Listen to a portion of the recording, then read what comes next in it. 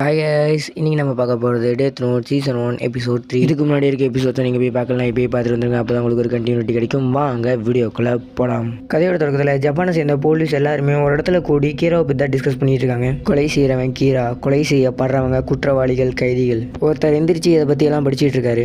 எல்லாத்தையும் அவருடைய லேப்டாப் மூலமாக கேட்டுட்டு தான் இருக்காரு. டெத்தானவங்க எல்லாத்தோடைய இன்ஃபர்மேஷன்ஸ் கிட்ட தந்ததுக்கு அப்புறமா ஒரு விஷயத்த சொல்றாரு. இப்படி சாகிறவங்களா கரெக்டாக திங்கக்கிழமை டு வெள்ளிக்கிழமை 4 மணி டு 6 மணி வரைக்கும் சாகிறாங்க. சனிக்கிழமை டு ஞாயிற்றுக்கிழமை எப்போ வேணுமாலும் சாகிறாங்க. ஸோ கண்டிப்பாக கீரா ஸ்கூல் படிக்கிற ஒரு பையன் தான். ஜப்பானில் வேலைக்கு போகிற எண்ணிக்கை 100%. வேலைக்கு போயிட்டு வரவங்களுக்கு ரெஸ்ட் எடுக்கிறதுக்குலாம் டைமே இருக்காது. வேலைக்கு போனோமா படுத்தூங்கணுமா தான் இருப்பாங்க. ஸ்கூல் ஸ்டூடெண்ட்ஸ்க்கு தான் 4 மணி டு 8 மணி ஒரு ரிலாக்ஸேஷன் டைமாக இருக்கும். இப்போ அங்கே இருக்க எல்லாருமே சரி கீரா ஒரு ஸ்கூல் படிக்கிற ஸ்டூடெண்ட் தான். ஸோ ஸ்கூலில் இருக்க எல்லாத்த பற்றி நம்ம சர்வே எடுப்போம் அப்படின்னு சொல்லி சர்வே எடுக்க ஆரம்பிக்கிறாங்க. அப்படியே சீனை வெயிட் பண்ணால் ஹீரோட அப்பாவான சீஃபும் அவங்க அசிஸ்டண்ட்டும் நின்று பேசிட்டு இருக்காங்க. சீஃப், நீங்கள் வீட்டுக்கு போய் ரொம்ப நாள் ஆச்சு, நீங்கள் வீட்டுக்கு போங்க, உங்களுக்குன்னு ஒரு ஃபேமிலி இருக்குது அப்படின்னு சொல்லி அசிஸ்டன்ட் சொல்கிறாரு.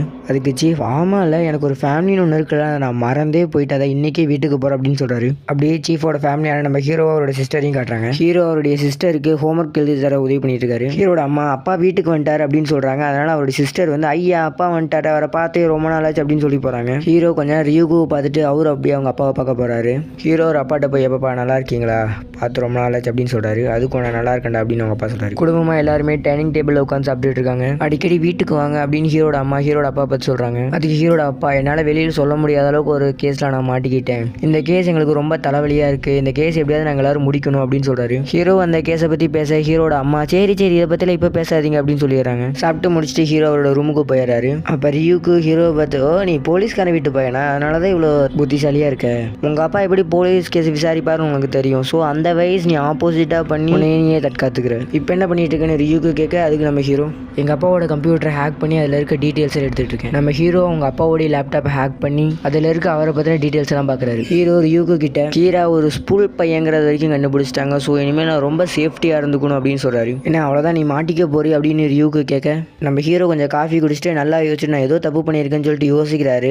யோசிச்சதுக்கப்புறம் ஹீரோ சொல்கிறாரு, நான் கண்டுபிடிச்சிட்டேன், என்னோட டைம் தான் அந்த ப்ராப்ளம். நான் ஃப்ரீயாக இருக்கும்போது அவங்களை கொலை பண்ணுறதுனால தான் எல்லாருமே கண்டுபிடிச்சிடுறாங்க. 4 to 8 தான் ஃப்ரீ டைமாக இருக்குது. இனிமேல் நான் டெத் நோட்டில் காஸ் ஆஃப் டெத் எழுதும்போது அது கூட டைமையும் சேர்த்து எழுதுறேன். அது மூலமாக நான் தப்பிக்கிறதுக்கு வாய்ப்பு இருக்குது. ரியூக்கு, இத்தனை வருஷத்தில் பார்க்காத உடனே நான் உனக்கு காட்டுறேன் அப்படின்னு சொல்லி ஹீரோ சொல்கிறாரு. அடுத்த நாள் ஹீரோ ஸ்கூலுக்கு போகிறாரு. ஹீரோ வாலிபால் ஆடிட்டு இருக்கும்போது ஒருத்தன் சாகிறான். ஹீரோ லஞ்சில் இருக்கும்போது ஒருத்தன் சாகிறான். சீஃப் கோவத்தில் எப்படி இந்த ஷெட்யூல் மாறிச்சு, அவன் 4 மணி to 8 மணிக்கு தான் எல்லாத்தையும் கொலை பண்ணிட்டு இருந்தான். இப்போ அவனால் டிஃப்ரெண்டான டைம்லேயும் கொலை பண்ண முடியுது. நேற்று 23 பேர், இன்னைக்கு 23 பேர்னு ஒரு நாளைக்கு 23 பேருக்கு மேலே அவன் கொள்றான் அப்படின்னு சொல்லி டென்ஷன் ஆகிறாரு. இவனா இதை அமைதியாக கேட்டுட்டு இருந்த இப்போ பேச ஆரம்பிக்கிறாரு. கீராவால் ஒருத்தனை எந்த டைமுக்கு வேணால் கொலை பண்ண முடியுது. இதை சொன்னோன்னே கேட்குற எல்லாருமே பயங்கர ஷாக் ஆகிறாங்க. எனக்கு இதில் ஒரே ஒரு சந்தேகம் தான், நம்ம எப்போ ஒரு ஸ்கூல் ஸ்டூடெண்ட்டை சந்தேகப்பட ஆரம்பிச்சோமோ அப்போயிலேருந்து இந்த ஷெட்யூல் மாற ஆரம்பிச்சுது. நமக்குள்ளே நம்ம பேசிக்கிறதெல்லாம் எப்படி தான் கீராவுக்கு தெரியுது அப்படின்னு சொல்லி கேட்குறாரு. அப்படி நம்ம ஹீரோவை காட்டாங்க. நம்ம ஹீரோ வீட்டுக்கு நடந்து போயிட்டு இருக்காரு. அப்போ ரியூக் ஹீரோ கிட்ட, உன் ஷெட்யூலை நீ மாற்றிட்ட, அதனால் அவங்களுக்குள்ளேயே ஒரு கருப்பாடு இருக்குன்னு சொல்லி அவங்க சந்தேகப்பட மாட்டாங்களா அப்படின்னு கேட்க, அதுக்கு நம்ம ஹீரோ, எனக்கும் அதுதான் வேணும். மனிதக்குள்ள சந்தேக புத்தி வந்துச்சுனாவே எல்லாம் சொதப்பிடும். இந்த போலீஸ் டிபார்ட்மெண்ட்டை சேர்ந்த எல்லாத்தையும் சந்தேகப்பட்டு அவன் இன்வெஸ்டிகேட் பண்ண ஆரம்பிப்பான். அப்போ இந்த போலீஸ் டிபார்ட்மெண்ட்டை சேர்ந்தவங்களுக்குலாம் மேலே வந்து யார் இந்த ஒருவேளை இவனே கீராவாக இருக்கலாம்ல அப்படின்னு சொல்லி சந்தேகப்படுவாங்க. நான் எல்லாம் தேடி போக தேவையில்லை, எனக்காக எல்லையே அவங்க கண்டுபிடிச்சி வைப்பாங்க அப்படின்னு நம்ம ஹீரோ சொல்றாரு.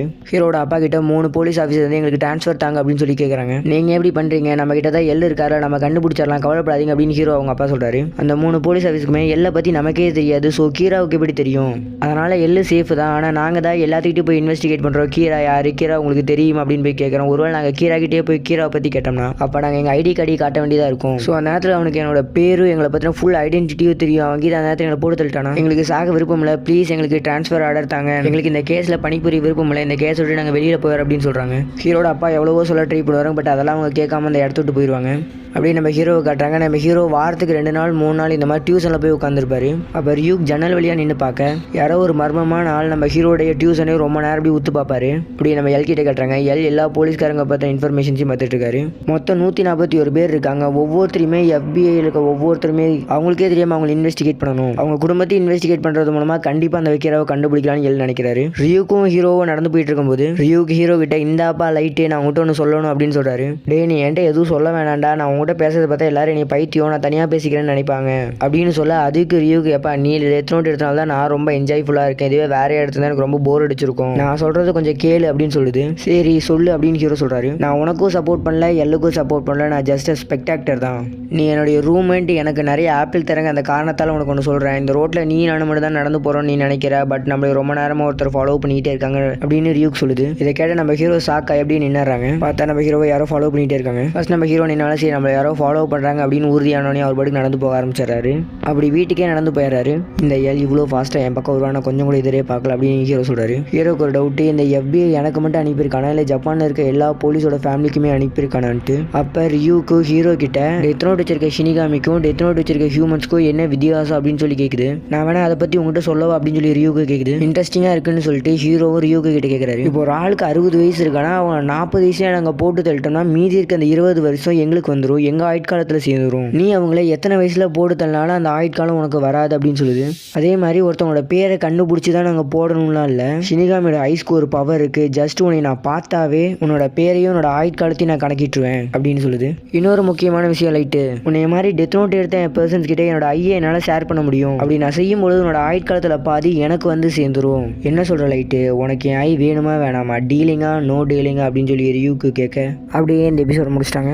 எவ்வளோ ஃபாஸ்ட்டாக எல் நம்ம ஹீரோ ஒரு ஸ்கூல் படிக்கிற பையன் சொல்லி கண்டுபிடிச்சி வந்துட்டாருங்கிறத பாருங்க. அடுத்து என்ன நடக்க போகுதுங்கிறத அடுத்த எபிசோடு பார்த்து தெரிஞ்சுக்கோங்க. ஓகே கைஸ், இந்த வீடியோ பிடிச்சிச்சுன்னா லைக் ஷேர் கமெண்ட் பண்ணுங்கள், மறக்காம நம்ம சேனல் சப்ஸ்கிரைப் பண்ணிங்க. உங்களிடம் விடைபெறுவது உங்கள் யூனிக் தமிழ் எக்ஸ்பிளனேஷன்.